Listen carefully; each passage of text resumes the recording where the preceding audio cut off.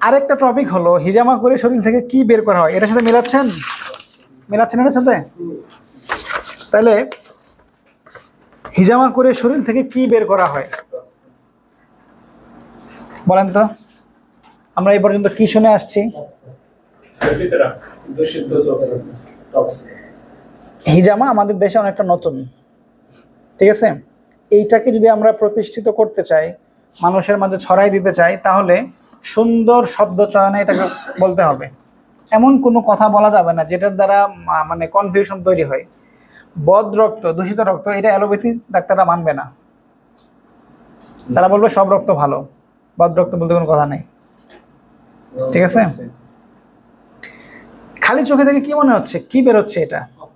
ভাতের মার নাকি পানি নাকি রক্তই তো বেরোচ্ছে। এই যে আমাদের 1 মাস রোজা গেল, ইফতারিতে মোটামুটি কমন একটা আইটেম ছিল শরবত। শরবতের মূল উপাদান কি? ভুল। পানি, চিনি। কেউ হচ্ছে কাঁচা আমের শরবত খাবে, চিনি বেশি লাগে না কম লাগে? শরবতের মূল উপাদান কি? হালুয়া আর শরবত পার্থক্য কি বলেন তো?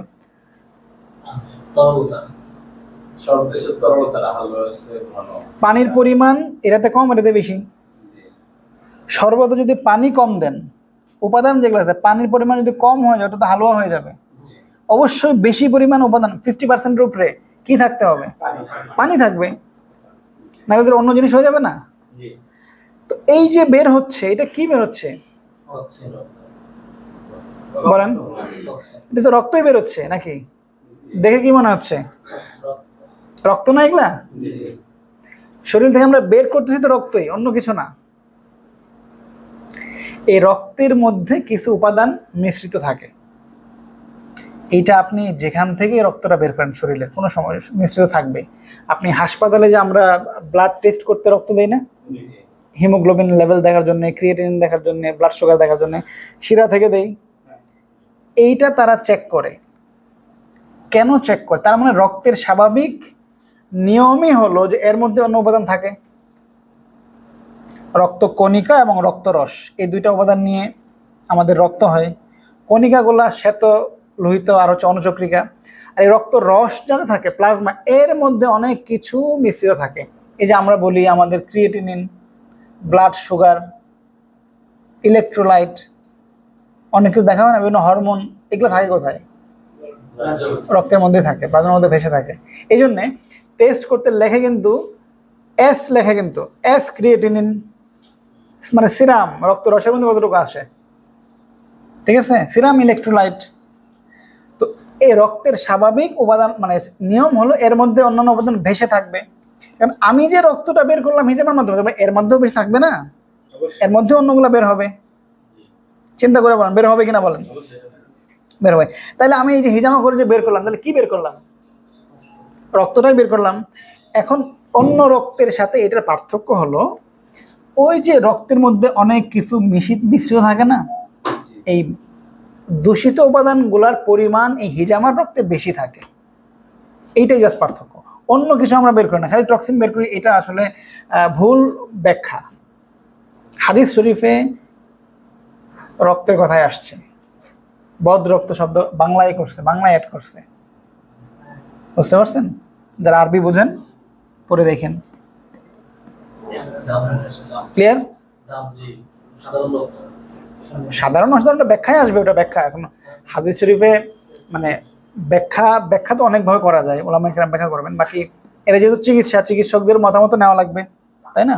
তো এই যে আসতেছে রক্তই বের করতেছি কিন্তু আমরা, তাহলে কাজ সহজ হয়ে গেল কিনা বলেন? ব্যাখ্যা সহজ হলো কিনা? রক্তই বেরোচ্ছে।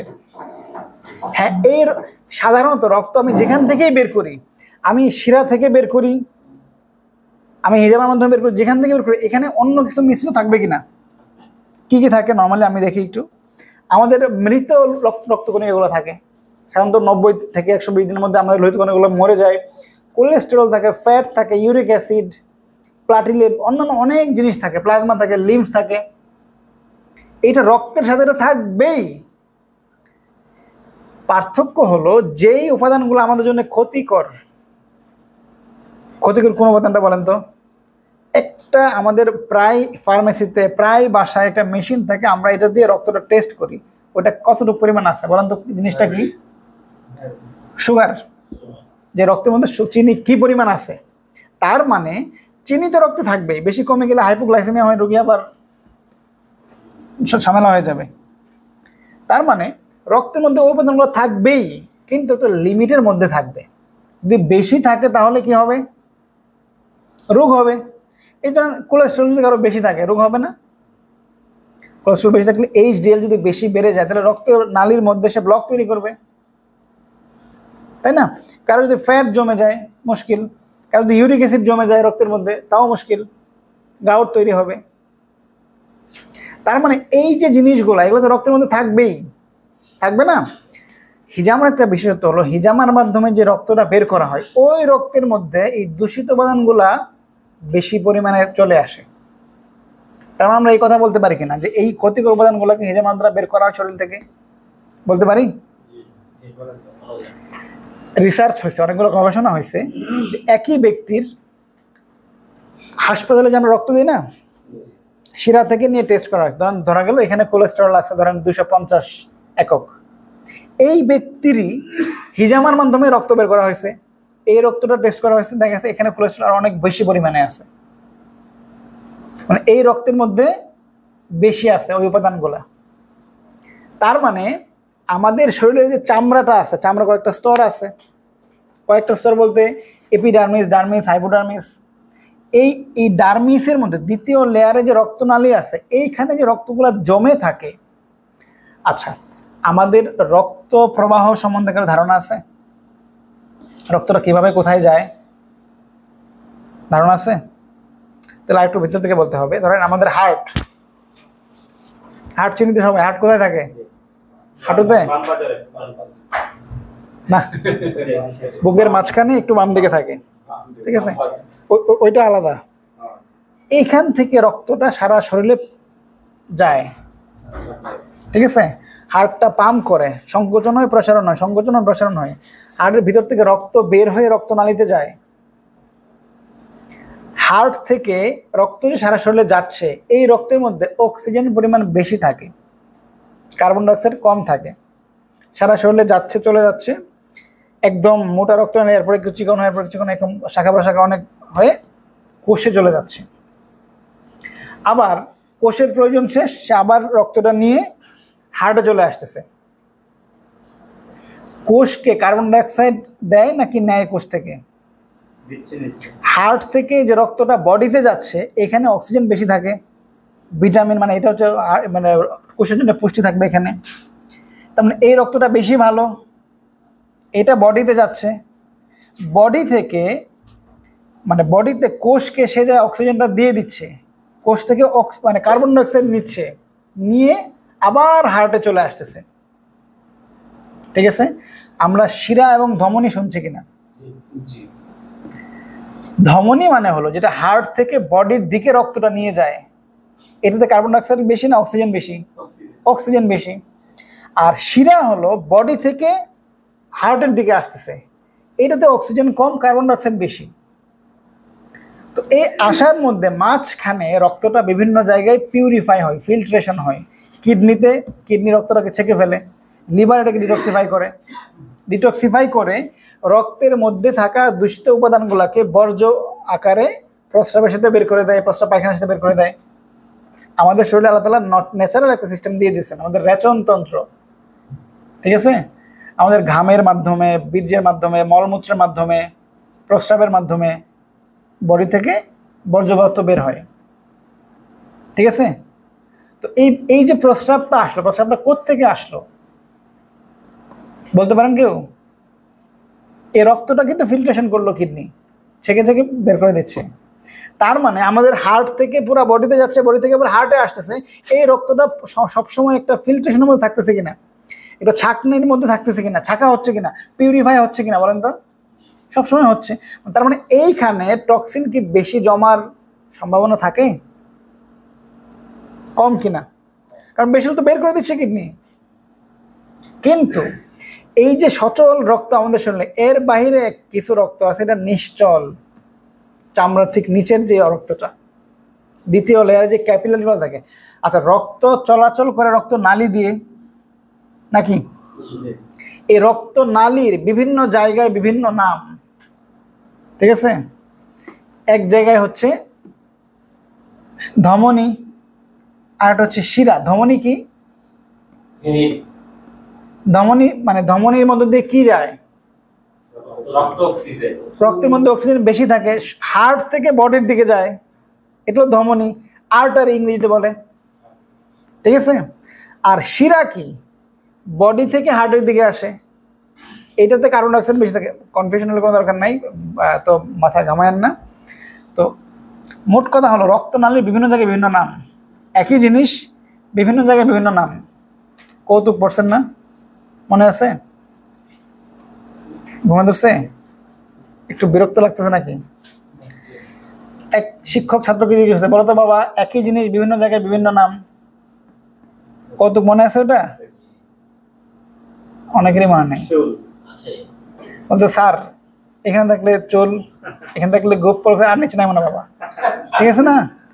তো এরকমই ধরেন আমাদের রক্তনালী, ভেইন বা শিরা, একটা হচ্ছে শিরা, একটা হচ্ছে ধমনী, একটা হচ্ছে ক্যাপিলারি, কৈশিক জালিকা। অনেক সূক্ষ্ম। আমাদের চুলটা কেমন সূক্ষ্ম? চুল অনেক চিকন না? চুলের চেয়েও সূক্ষ্ম, ওখানেও রক্ত থাকে, কৈশিক জালিকা। আমাদের চামড়ার দ্বিতীয় স্তরে অনেকগুলা কৈশিক জালিকা আছে, এইখানে তাহলে রক্ত থাকবে না? এই রক্তের মধ্যে এই দূষিত উপাদানগুলো বেশি পরিমাণে থাকে। হিজামার দ্বারা আমরা এইটাই বের করি, আমরা শিরার রক্ত বের করি না, শিরা কেটে ফেলি না, বুঝতে পারছেন? তাহলে পুরা দেহের মধ্যে যে চামড়া থাকে, আমাদের চামড়ার দ্বিতীয় লেয়ার, ওই ক্যাপিলারি থেকে রক্তটা চলে আসে, এটার দ্বারা হিজামা হয়। এই জন্যে হিজামার দ্বারা আমরা কি করি? রোগ তৈরি করে এমন সব জিনিস এবং রোগের কারণে তৈরি হওয়া জিনিসগুলো চুষে রক্তের সাথে বের করে আনা হয়। আপনি ডিরেক্ট বলে ফেললেন যে না শুধু আমি বর্জ্য পদার্থ বের করি, এটা না, রক্তের সাথে ওটা মিশানো থাকে, ওই রক্তটাই আমরা বের করি। দেখা যাচ্ছে এই রক্ত যদি ল্যাবরেটরিতে আমরা টেস্ট করতে পাঠাই, দেখা যাবে যে এখানে এটা বেশি পরিমাণে আছে। ক্লিয়ার? তাহলে আমরা হিজামা করে কি বের করি? রক্তই বের করি, রক্তের সাথে দূষিত উপাদানগুলো একটু বেশি আসে, এই আর কি। এই যে দূষিত উপাদান আমি বলতেছি, এগুলাকে দূষিত বলতেছি না, কিন্তু এগুলো ভালো, সবারই থাকবে। বেড়ে গেলে, বেশি হয়ে গেলে সমস্যা, ঠিক আছে? অতিরিক্ত তো ন্যাচারালি বডি থেকে কিডনি, লিভার তো বের করতেছেই, এরপরেও যদি কারো বেশি জমে যায়, ওর কারণে তার রোগ হবে। এই যে আমরা প্রোটিন খাই না, গোস্ত খাই না, গোস্ত খেলে আমাদের প্রোটিনটা ভেঙে আমাদের ইউরিক অ্যাসিড তৈরি হয়, সবারই হবে এটা, শাকসবজি খেলেও হবে, সবারই হবে। এখন আপনার আমার ইউরিক অ্যাসিড বেড়ে রোগ হয় না কেন? ইউরিক অ্যাসিড তো বডিতে অনেক তৈরি হচ্ছে, রোগ হচ্ছে না কেন? কারণ বডি থেকে বের করে দিচ্ছে, কিডনি, লিভার বের করে দিচ্ছে, তাই না? লিভার প্রোডাকশনের সাথে জড়িত, আর কিডনি হচ্ছে বের করার সাথে জড়িত, ইন্টেস্টাইন, প্রস্রাবের মাধ্যমে, মলমূত্রের মাধ্যমে বের হয়। তো তৈরি হবেই সবার, কিন্তু যদি আমার বডির ন্যাচারাল যে সিস্টেম এইটা যদি কাজ না করে বা কম কাজ করে, তাহলে বডিতে বেড়ে যাবে না? আবার প্রোডাকশন বেশি হলেও বেড়ে যাবে। আমি শুধু এটাই খাই, আমি শুধু এই ইউরিক অ্যাসিড বাড়বে যে খাবারে, ওইগুলাই খাচ্ছি শুধু, তাহলে তো প্রবলেম, কিন্তু কিডনি কাজ করে কুল পাবে না, তখন বডিতে বেড়ে যাবে। তো আমরা বডিতে আমাদের যে এই দূষিত উপাদানগুলো তৈরি হচ্ছে, যেটা কিডনি বের করে দেয়, আমরা সুস্থ থাকি, বা অন্যান্য সিস্টেমের মাধ্যমে, এরপরেও যদি কোনোটা জমে যায়, তখন আমরা অসুস্থ হই না? তার মানে যেই জিনিস জমলে আমাদের রোগ হবে, এটা কিছু আমাদের বের করতেছে।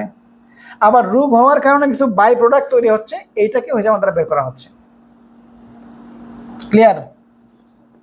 কারো কোনো কনফিউশন? দুইটা জিনিস, যেটা জমলে রোগ হয়, আবার রোগ হলে যেটা বাই প্রোডাক্ট হিসেবে তৈরি হয়, এটাকে হিসেবে আমাদের বের করা হচ্ছে, ঠিক আছে? এখন আমি যে বললাম একটা রোগীকে যে আপনার সাধারণ আমাদের যে শিরার যে রক্ত আছে, এইখানে যে অন্যান্য উপাদানগুলো যেই পরিমাণে থাকে, এর চেয়ে বেশি হিজামার দ্বারা বের হয়, এটা প্রমাণ করার উপায় কি? বললেই তো হবে না, প্রমাণ তো দেখাইতে হবে। উপায় কি প্রমাণ করার? Lab test. কিন্তু ল্যাব